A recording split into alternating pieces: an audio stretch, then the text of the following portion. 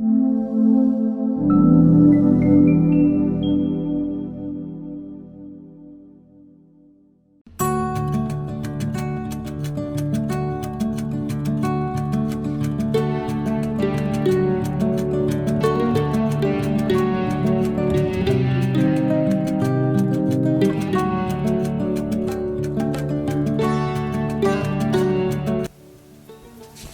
Everyone, मेरा नाम है विजेंद्र कुमार और आप देख रहे हैं करियर कैप्सूल। तो चलो फ्रंट एंड डेवलपमेंट शुरू करते हैं।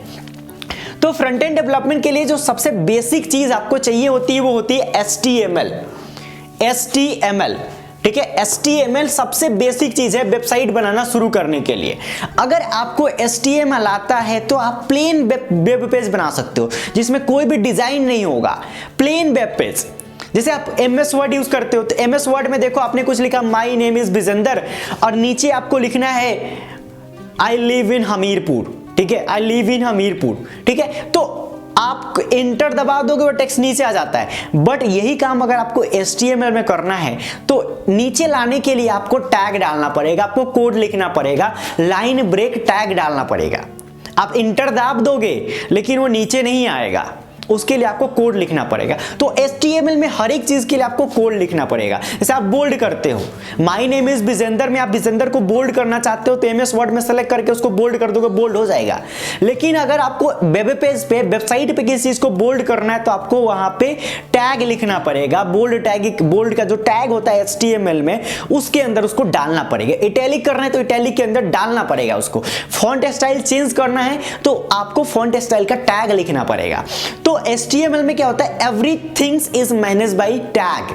ठीक है, जब मैं HTML पर आऊंगा तो ये चीजें क्लियर होंगी। तो HTML से क्या होता है कि जस्ट आपका वेबसाइट का जो भी रिटन पार्ट होता है वो वाला चीज होता है। आप उसको जैसे एक टैग के, जैसे एक उसमें होता है पैराग्राफ टैग, एक पैराग्राफ P टैग होता है। एक पैराग्राफ के अंदर आप किसी चीज को डाल दिए तो वो वाला पार्ट पूरा एक पैराग्राफ के अंदर आ गया। हेडिंग के लिए होता है H टैग।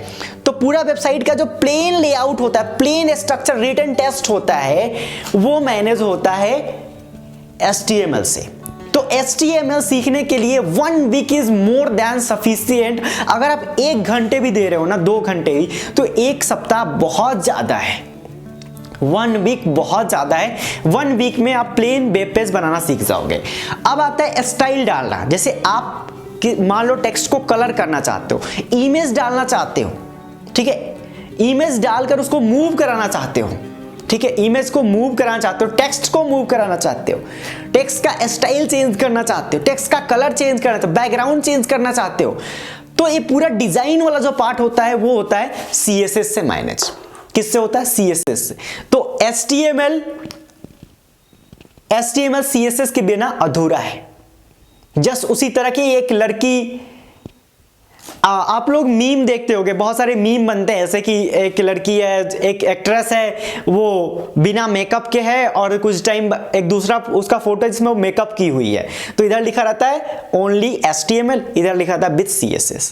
मतलब उसको डिजाइन मिल गया तो उसकी सुंदरता बढ़ गई। तो उसी तरह से CSS क्या करता है, जो आपका वेब पेज है उसकी सुंदरता बढ़ाता है, उसको कलरफुल बनाता है।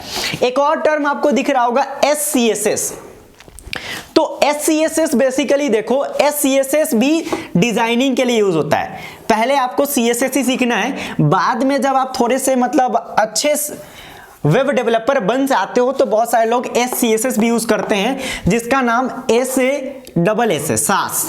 ठीक है, तो ये आपको पहले नहीं सीखना है, बट मैं बता दे रहा हूं कि ये भी कुछ होता है ताकि आपके माइंड में रहे। तो ये SCSS यानी SAS, इसमें दोनों में डिफरेंस बस ये होता है कि CSS में आपको बहुत ज्यादा सेमीकोलन और ब्रैकेट यूज करना पड़ता है, बट ये चीज आपको SAS में नहीं यूज करना पड़ता। बस लिखने में कन्वीनियंट हो जाता है, लिखना इजी हो जाता है। ठीक है, बहुत सारी जो रेस्ट्रिक्शन है, जो प्रॉब्लम होती है CSS में, वो SCSS में नहीं होती है। और उसके बाद आता है, देखो CSS ने क्या किया, डिजाइन किया, कलरफुल बनाया। उसके बाद एक वेब पेज पे बहुत सारे एक्टिविटी भी होती है, एक्टिविटी क्या क्या होती है, जैसे एक बटन है शो माई रिजल्ट, तो उस पर आपने क्लिक किया तो उसके बाद एक नया डिटेल्स खुला जो पहले नहीं था। तो ये जो क्लिक करने का इवेंट था, ये जो क्लिक करने का इवेंट था, आपने क्लिक करवाया, ये एक इवेंट है वेब डेवलपमेंट के लैंग्वेज में, एक इवेंट है और ये परफॉर्म होता है जावास्क्रिप्ट के थ्रू। मतलब जो भी एक वेबसाइट पे जाके आप एक्शन परफॉर्म करते हो ना, जितने भी एक्शन परफॉर्म करते हो वो कंट्रोल होता है जावास्क्रिप्ट से। समझ रहे हो मेरी बात को? स्क्रिप्ट से कंट्रोल होता है। आपने एक वेबसाइट बनाया, मैं बेसिक एग्जांपल दे रहा हूं। एक वेबसाइट बनाया जिसमें आप टेबल शो करना चाहते हो कि कोई भी लड़का आए और डाले कि 5 डाल दिया तो 5 का टेबल पूरा दिखा दे।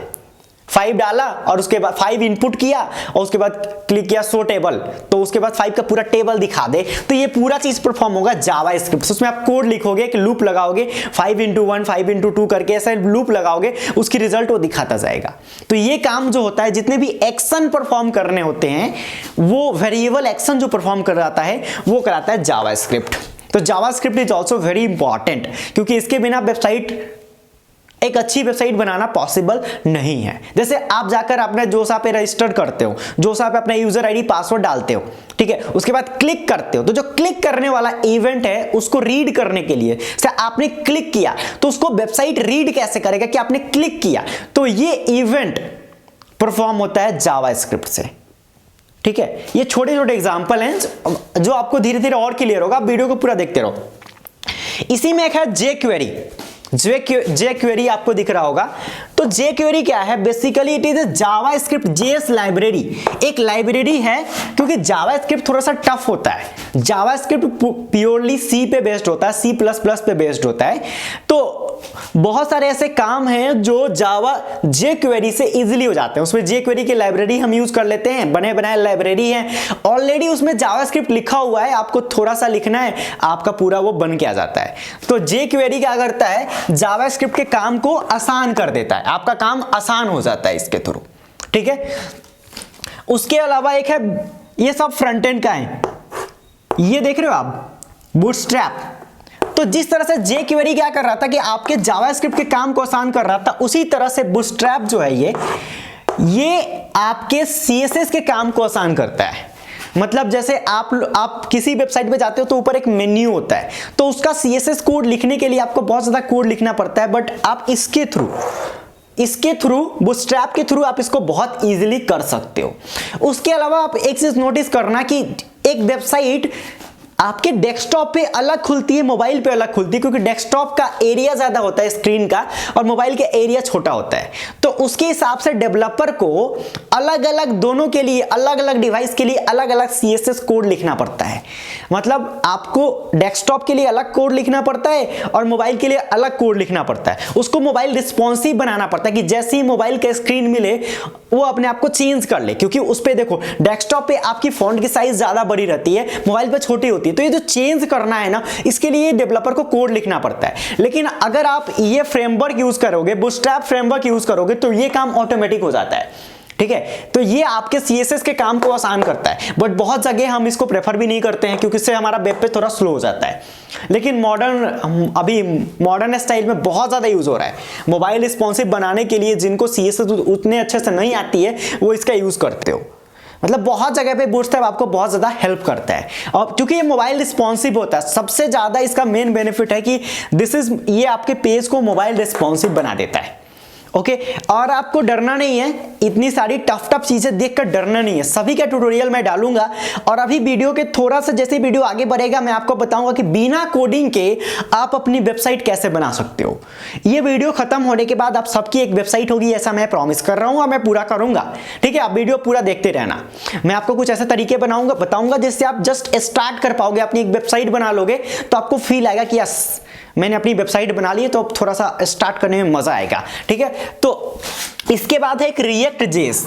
तो रिएक्ट जेएस जस्ट लाइक ये भी एक जावास्क्रिप्ट।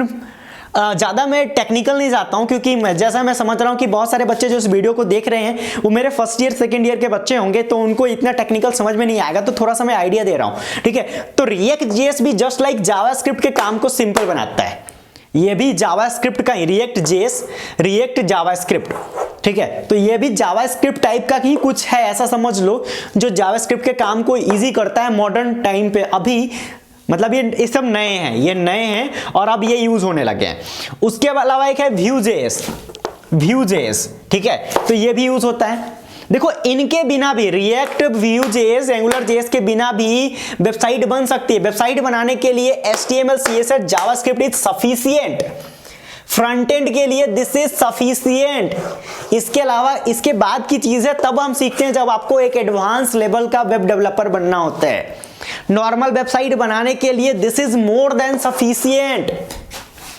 इवन आपके कॉलेज की वेबसाइट बनाने के लिए this is more than sufficient. इसकी कोई जरूरत नहीं है, लेकिन जब एक हाई लेवल की वेबसाइट की बात आती है तो इसकी जरूरत पड़ती है। जैसे अगर आप ई कॉमर्स की वेबसाइट बनाओगे, ठीक है, या कोई स्टैंडर्ड वेबसाइट बनाओगे, Amazon, फ्लिपकार्ट की वेबसाइट बनाओगे, तो वहां पे वो लोग इन सब चीजों को यूज करते हैं। ओके, तो लेवल 1 वेब डेवलपर के लिए दिस इज सफिशिएंट, और लेवल 2 के लिए आपको ये सीखना पड़ेगा। दिस इज नॉट नेसेसरी, ठीक है। I am a web developer, मुझे फ्रंट एंड आता है लेकिन मुझे बूटस्ट्रैप नहीं आता है। मैंने सीखा था, मैंने छोड़ दिया क्योंकि मुझे CSS अच्छे से आता है, मुझे इसकी जरूरत नहीं पड़ती है। ठीक है, आगे बढ़ते हैं। Angular.js भी उसी टाइप का है। इसके अलावा अब देखो ये फ्रंट एंड थोड़ा सा जल्दी खत्म होने वाला है, मैं वीडियो को थोड़ा फास्ट कर रहा हूं ताकि मैं आपको कंक्लूजन जल्दी दे सकूं कि फ्रंट एंड बैक एंड बता दिया। अब मैं आपको बताऊंगा कि ये चीजें आपको सीखने कहां से, कैसे सीखना है। उसके अलावा एक नया आया है AMP। AMP का फुल फॉर्म होता है एक्सेलरेटेड मोबाइल पेज। ये चीज आपको ज्यादा अच्छे से समझ में आएगी।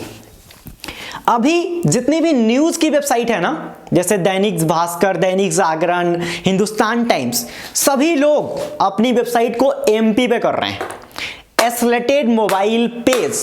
मतलब this is also for mobile only, ये मोबाइल के लिए है। ये क्या करता है, इससे ये गूगल का टेक्नोलॉजी है, गूगल का नया फ्रेमवर्क है फ्रंट एंड लिखने के लिए। ये क्या करता है कि आपके वेब पेज को, आपकी वेबसाइट को मोबाइल पे बहुत ज्यादा फास्ट बना देता है।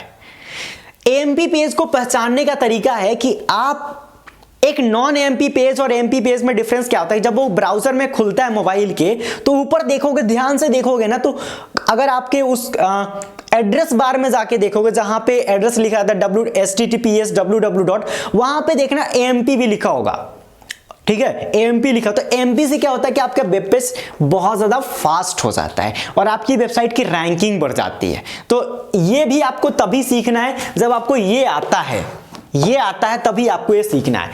उसके अलावा एक चीज है Ajax, ये दिख रहा है आपको Ajax। इसका यूज कहां होता है, इसका यूज होता है, देखो जैसे मान लो क्रिकबज पे या किसी वेबसाइट पे कहीं लाइव कमेंट्री चल रही है, चुनाव की वोटों की गिनती हो रही है और उसका लाइव हम दिखा रहे हैं कि इसको इतने वोट मिल गए, इतने मिल गए, इतने मिल गए, तो लाइव वोटिंग दिख रही है। देखो उस केस में क्या होता है कि number of vote to BJP, number of या रन स्कोर दिखा रहा विराट कोहली 99 पे, 99 से 100 हो गया, तो वहां पे सिर्फ विराट कोहली का स्कोर चेंज हुआ, पूरा वेब पेज चेंज नहीं हुआ। बाकी पूरा सेक्शन, मतलब जहां पे स्कोर दिख रहा था या जो कमेंट्री हो रही थी वही सेक्शन चेंज हुआ, बाकी का वेब पेज वैसा का वैसा है, पूरा वेब पेज रिलोड नहीं हुआ। सिर्फ वो वाला सेक्शन जहां पे कमेंट्री चल रही है वही चेंज हुआ। तो ये वाला जो एक्शन है, मतलब लाइव एक्शन जो वेबसाइट पे होता है, जितने भी लाइव एक्शन वेबसाइट पे होते हैं जिसमें वेबसाइट रिलोड नहीं होता है, आपको नया चीज देखने के लिए आपको वेबसाइट को रिफ्रेश ना करना पड़े, रिलोड ना करना पड़े, वो वाला पूरा सेक्शन कवर होता है Ajax से। ठीक है, Ajax का यूज समझ में आ गया, ठीक है। तो ये यूज है Ajax का। Ajax भी आपको बाद में सीखना है, आपकी बेसिक रिक्वायरमेंट है HTML, CSS, जावास्क्रिप्ट, और ये सीखने के लिए सबसे अच्छा रिसोर्स है W3 स्कूल।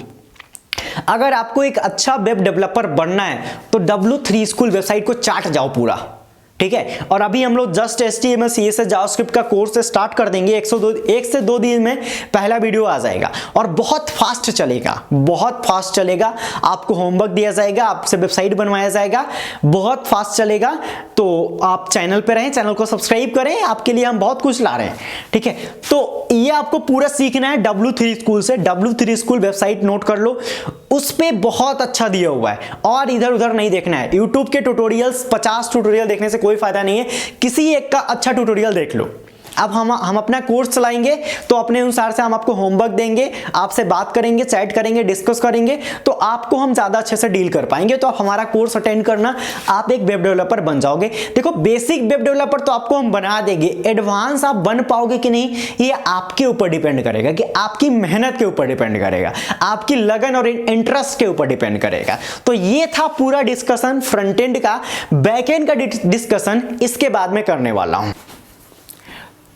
तो आप लोगों से एक रिक्वेस्ट है कि आप लोग क्या करें, इसी वीडियो के डिस्क्रिप्शन में हमने वेब डेवलपमेंट के प्लेलिस्ट का लिंक डाला हुआ है, तो आप वो प्लेलिस्ट खोलकर उसके सारे वीडियो कंटिन्यूटी में लगातार देखें, एक भी वीडियो मिस ना करें, हर एक वीडियो देखें, क्योंकि ये कोर्स पूरी तरह से प्लानिंग से बना हुआ है, पूरे स्ट्रक्चर्ड मैनर में बना हुआ है। तो अगर आप एक भी लेक्चर छोड़ देंगे ना तो आप पूरे कोर्स का फायदा नहीं उठा पाएंगे। तो आप एक एक लेक्चर देखें,